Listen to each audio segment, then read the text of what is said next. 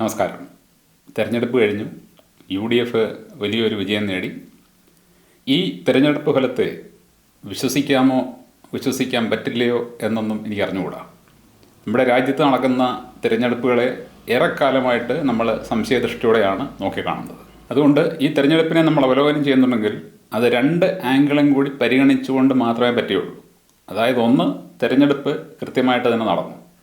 രണ്ട്, തിരഞ്ഞെടുപ്പ് മാനിപ്പുലേറ്റഡ് ആണ്.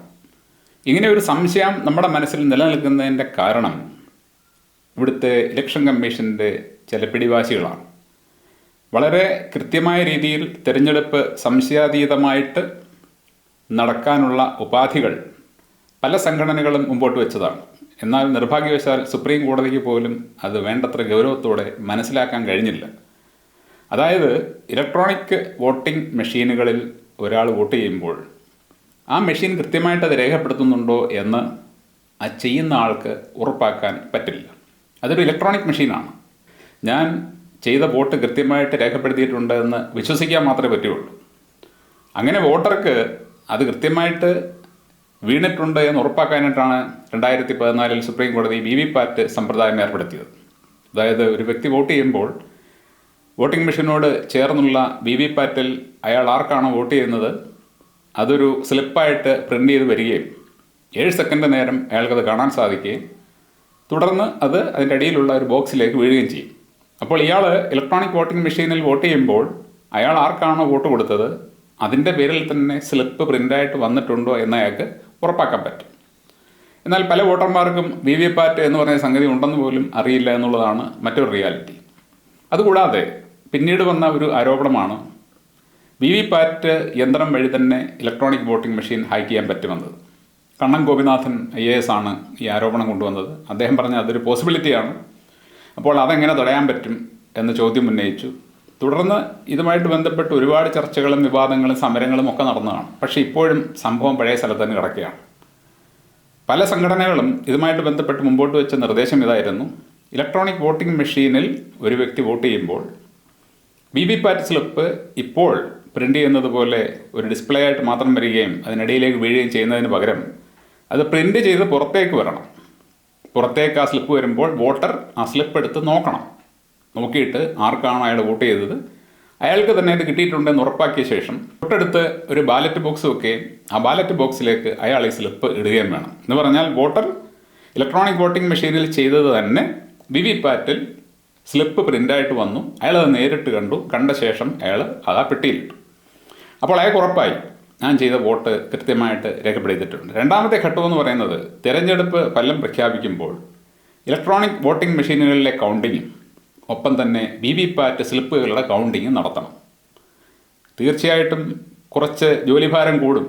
പക്ഷേ നമ്മുടെ നാട്ടിൽ ജോലിയില്ലാത്ത ഒരുപാട് പേരുണ്ട്.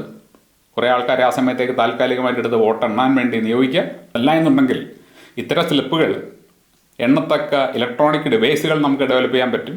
സർക്കാർ വിചാരിച്ചാൽ നടക്കുന്ന കാര്യമാണ്.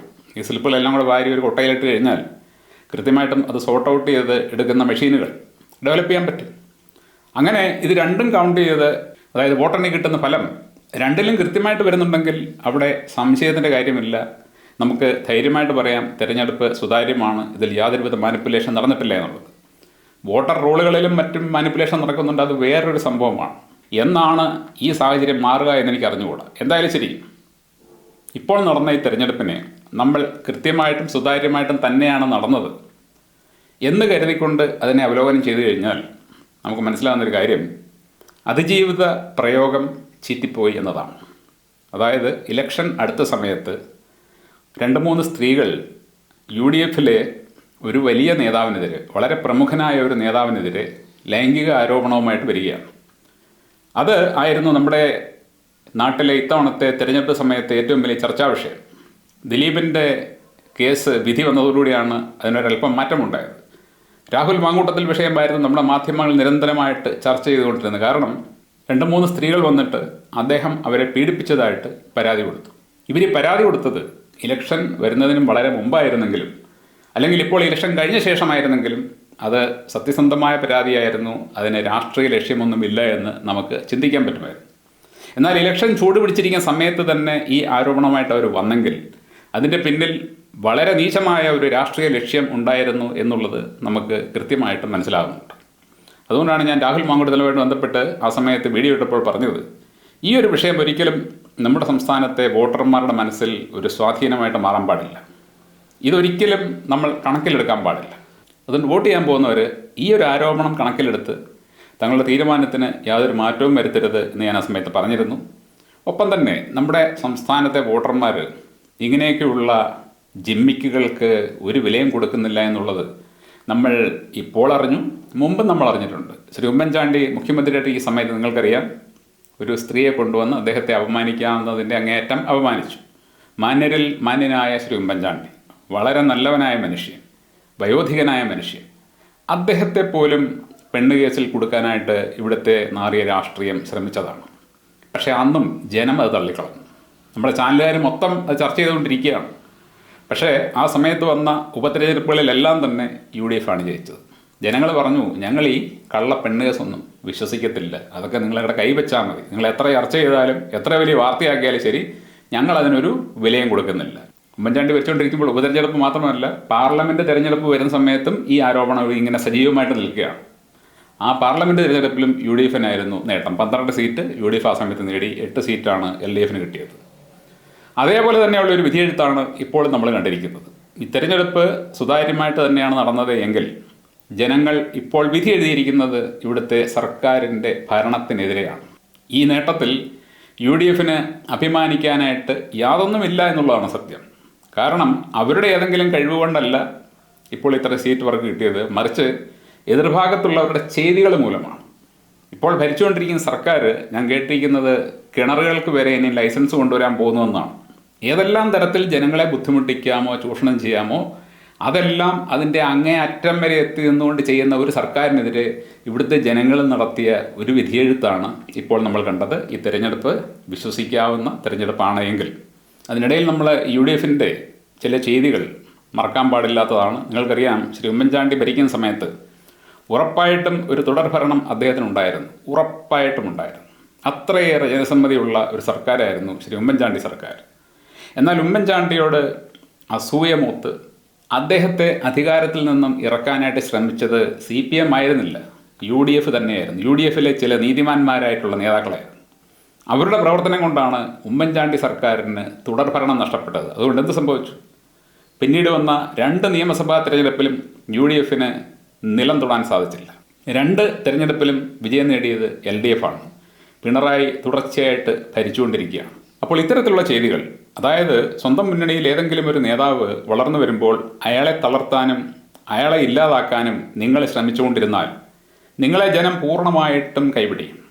ഒരു സംശയം അക്കാര്യത്തിലില്ല. ഇപ്പോൾ തന്നിരിക്കുന്ന ഈ മാൻഡേറ്റ് എന്ന് പറയുന്നത് ജനങ്ങൾ ഇവിടുത്തെ ദുർഭരണത്തിന് എതിരെ കൊടുത്ത ഒരു വിധിയാണ്. അവർ കുറേ കൂടെ നന്നായിട്ട് ഭരിച്ചിരുന്നെങ്കിൽ UDFന് ഒന്നും തന്നെ കിട്ടില്ലായിരുന്നു എന്നുള്ളതാണ് സത്യം. അതുകൊണ്ട് ഇനിയെങ്കിലും UDFകാർ നിങ്ങളുടെ ഉള്ളിലുള്ള മത്സരങ്ങളും കുതികാലുവെട്ടും മാറ്റിയില്ലെങ്കിൽ നിങ്ങളെ ജനങ്ങൾ കൈവിടും. നിങ്ങളുടെ സ്ഥാനം BJP ഏറ്റെടുക്കും. ഇപ്പോൾ തന്നെ രാഹുൽ മാങ്കൂട്ടത്തിലിനെ പുറത്താക്കാൻ വേണ്ടി പല കോൺഗ്രസ് നേതാക്കളും ശ്രമിക്കുന്നുണ്ട്. രാഹുൽ മാങ്കൂട്ടത്തിൽ UDFന് ഒരു അസറ്റാണ്. അദ്ദേഹത്തെ പോലെയുള്ള ചെറുപ്പക്കാർ, അദ്ദേഹത്തെ പോലെ ആത്മാർത്ഥതയും ഊർജ്ജസ്വലയുമുള്ള ചെറുപ്പക്കാരാണ് ഇനിയും പാർട്ടി മുമ്പോട്ട് നയിക്കേണ്ടത്. അവരെയൊക്കെ നിങ്ങൾ പുറത്തു കളയാൻ ഓരോ വഴികൾ തേടിക്കഴിഞ്ഞാൽ നിങ്ങൾ നിങ്ങളുടെ തന്നെ കുഴി തോണ്ടുകയായിരിക്കും. ലോകത്തെല്ലാ ആൾക്കാർക്കും തെറ്റുപറ്റും. രാഹുൽ മാങ്കൂട്ടത്തിലിനും തെറ്റുപറ്റിയിട്ടുണ്ട്. അങ്ങനെ തെറ്റുപറ്റാത്ത കാര്യമില്ല. പക്ഷേ അദ്ദേഹം ഭീകരമായ കുറ്റകൃത്യമൊന്നും ചെയ്തിട്ടില്ല. അതുകൊണ്ട് അദ്ദേഹത്തെ ഒപ്പം നിർത്തുകയും അദ്ദേഹത്തെ തിരിച്ചെടുക്കുകയും അതുപോലെയുള്ള യുവ നേതാക്കൾക്ക് കൂടുതൽ ഓപ്പർച്യൂണിറ്റി കൊടുക്കുകയും അവരുടെ കഴിവും കരുത്തും ഉപയോഗപ്പെടുത്തുകയും വേണം.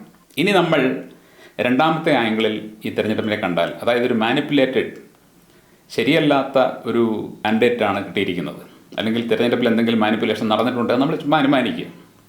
അങ്ങനെ അനുമാനിച്ചു കഴിഞ്ഞാൽ ഇത് ഒരു ജിമ്മിക്കാണ്, അല്ലെങ്കിൽ ഇതൊരു നാടകമാണ്, ഇത് ഇപ്പോൾ UDFന് മനഃപൂർവ്വമായിട്ട് കൊടുത്ത ഒരു വിജയമാണ് എന്ന് നമ്മൾ കരുതി അടുത്ത തിരഞ്ഞെടുപ്പിൽ, അതായത് വരാൻ പോകുന്ന നിയമസഭാ തിരഞ്ഞെടുപ്പിൽ UDF തന്നെ വരും എന്ന് നമ്മൾ കരുതുന്നുണ്ടെങ്കിൽ ചിലപ്പോൾ ഇവിടെ തിരഞ്ഞെടുപ്പൊക്കെ നടക്കുന്നത് വളരെ സുതാര്യമായിട്ടാണ്, അതിൽ തട്ടിപ്പും വെട്ടിപ്പുമൊന്നും ഇല്ല എന്ന് നമ്മളെ ബോധ്യപ്പെടുത്താൻ വേണ്ടി ഇപ്പോൾ ഇവർക്കൊരു വിജയം കൊടുക്കുകയും നിയമസഭാ തിരഞ്ഞെടുപ്പ് വരുമ്പോൾ LDF വൻ വിജയത്തോടുകൂടി വീണ്ടും അധികാരത്തിൽ വരികയും ചെയ്യും. നമ്മളറിയണം, കേന്ദ്രം, സംസ്ഥാനം എന്നിവ ഭരിക്കുന്ന സർക്കാരുകളാണ് പല കോർപ്പറേറ്റുകൾക്കും മുഖ്യം. നമ്മുടെ നാട്ടിലും പുറത്തുമുള്ള നിരവധി കോർപ്പറേറ്റുകൾ പണം മുടക്കുന്നത് ഈ സർക്കാരുകളെ വിശ്വസിച്ചുകൊണ്ടാണ്. അവരുടെ പല താല്പര്യങ്ങളും ഇവർ സംരക്ഷിക്കും എന്നുള്ള ഒരു ധൈര്യത്തിലും അതിനുള്ള എഗ്രിമെൻറ്റുകൾ ഉണ്ടാക്കിയുമാണ് പലരും പണമിറക്കുന്നത്. എന്നാൽ അവരുടെ എല്ലാ കണ്ടീഷനുകളും അംഗീകരിക്കാത്ത ഒരു സർക്കാരാണ് അധികാരത്തിൽ വരുന്നതെങ്കിൽ അതവർക്ക് വലിയ പ്രശ്നമുണ്ടാക്കും. ഞാൻ നേരത്തെ ഞങ്ങൾ പറഞ്ഞാണ്, ഇപ്പോൾ നമ്മുടെ റേഷൻ കട വഴി ഫോർട്ടിഫൈഡ് അരി കൊടുക്കുന്നത് നരേന്ദ്രമോദി റോയൽ DSM എന്ന് പറഞ്ഞൊരു കമ്പനിക്ക് വേണ്ടി എടുത്ത തീരുമാനമാണ്, ഇന്ത്യക്കാർക്ക് വേണ്ടിയല്ല. അപ്പോൾ അവർക്ക് ആൾറെഡി അവരോട് വന്ന് ബിസിനസ് തുടങ്ങുന്നതിന് മുമ്പ് തന്നെ അവരുടെ കച്ചവടം ഉറപ്പിച്ചു കഴിഞ്ഞു. റേഷൻ കട വഴി സർക്കാർ തന്നെ അരി വാങ്ങി വിൽക്കും. അപ്പോൾ അത്തരത്തിൽ വമ്പൻ കോർപ്പറേറ്റുകൾക്ക് വേണ്ടി തീരുമാനങ്ങൾ എടുത്ത് അവരുടെ ബിസിനസ് വളരാൻ വേണ്ടി ജനങ്ങളെ ഒരു മടിയുമില്ലാതെ ഒറ്റിക്കൊടുക്കുന്ന ആൾക്കാരാണ് ഭരണത്തിലിരിക്കേണ്ടതെന്ന് ആ കോർപ്പറേറ്റുകൾ ചിന്തിക്കുന്നുണ്ടെങ്കിൽ അവർ തന്നെ ആയിരിക്കും ഏത് സർക്കാർ വരണം, ഏത് സർക്കാർ വരരുത് എന്ന് ചിന്തിക്കുക. നമ്മുടെ രാജ്യത്തുള്ള ഏത് മെഷീനറിയെയും അവർക്ക് വിലക്കെടുക്കാൻ പറ്റുമെങ്കിൽ, സ്വാധീനിക്കാൻ പറ്റുമെങ്കിൽ അതൊക്കെ നിസ്സാരമായിട്ട് അവർക്ക് സാധിച്ചെടുക്കാവുന്ന കാര്യം മാത്രമേ ഉള്ളൂ. അപ്പോഴാണ് നമ്മൾ ഈ വോട്ടിങ്ങുമായിട്ട് ബന്ധപ്പെട്ട് ഇലക്ഷൻ കമ്മീഷൻ്റെ പ്രവർത്തനം, ഇലക്ട്രോണിക് വോട്ടിംഗ് മെഷീനുമായിട്ട് ബന്ധപ്പെട്ടുള്ള കാര്യങ്ങളൊക്കെ ഏറ്റവും സുതാര്യമായിട്ട് വരണം എന്ന് പറയുന്നത്. എന്നാൽ അതിന് സുതാര്യത വരാതിരിക്കുന്ന കാലത്തോളം ഈ പറഞ്ഞതുപോലെ VVPAT സ്ലിപ്പുകളും ഇലക്ട്രോണിക് വോട്ടിംഗ് മെഷീനുകളും ഒരേപോലെ എണ്ണുന്ന ഒരു സംവിധാനത്തിലേക്ക് നമ്മൾ വരാത്ത കാലത്തോളം ഇവിടെ നടക്കുന്ന തിരഞ്ഞെടുപ്പുകളെ നമുക്ക് പൂർണ്ണമായിട്ടും വിശ്വസിക്കാൻ പറ്റില്ല. നമ്മുടെ രാജ്യത്ത് ഏത് സർക്കാർ ഭരിക്കണം, ഓരോ സംസ്ഥാനവും ഏത് സർക്കാർ ഭരിക്കണം എന്ന് ആരെങ്കിലുമൊക്കെ എവിടെയെങ്കിലുമൊക്കെ എന്ന് തീരുമാനിച്ചുകൊണ്ടാണ് ഇവിടെ തിരഞ്ഞെടുപ്പ് നടക്കുന്നതെങ്കിൽ വോട്ട് ചെയ്യാൻ പോകുന്ന ജനങ്ങൾ സത്യം പറഞ്ഞു കഴിഞ്ഞാൽ പൂർണ്ണമായിട്ടും കബളിപ്പിക്കപ്പെടുകയാണ്. അങ്ങനെയാണെന്നല്ല ഞാൻ പറയുന്നത്, അങ്ങനെയാണെങ്കിൽ അവർ കബളിപ്പിക്കപ്പെടുകയാണ്. അതുകൊണ്ട് ഇടയ്ക്ക് ഏതെങ്കിലും ഒരു പാർട്ടിക്ക് വലിയ വിജയം കൊടുക്കുന്നു, പിന്നീട് അവരെ പുറോട്ടടിക്കുന്നു, ഇവരുടെ താല്പര്യം സംരക്ഷിക്കുന്ന സർക്കാർ അധികാരത്തിൽ വരുന്നു.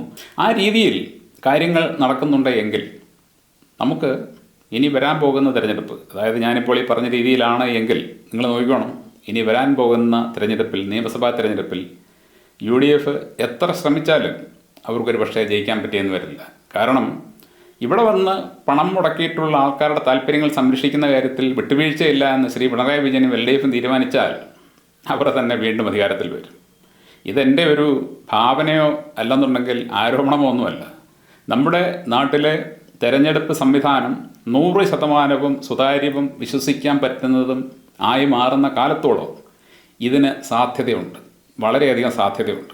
നമുക്ക് വേണ്ടത് സുതാര്യമായ ഇലക്ഷൻ നടപടിയാണ്. സുതാര്യമായത് ഇലക്ട്രൽ റൂളുകളായാലും ശരി, തിരഞ്ഞെടുപ്പ് പ്രൊസീജിയറായാലും ശരി, ഒരു സംശയത്തിനും ഇട നൽകാത്ത തരത്തിലാണെങ്കിൽ മാത്രമേ നമുക്ക് കൃത്യമായിട്ട് നടന്ന തിരഞ്ഞെടുപ്പ് പൂർണ്ണമായിട്ടും വിശ്വസിച്ചുകൊണ്ട് ഒരു അവലോകനം നടത്താൻ പറ്റും.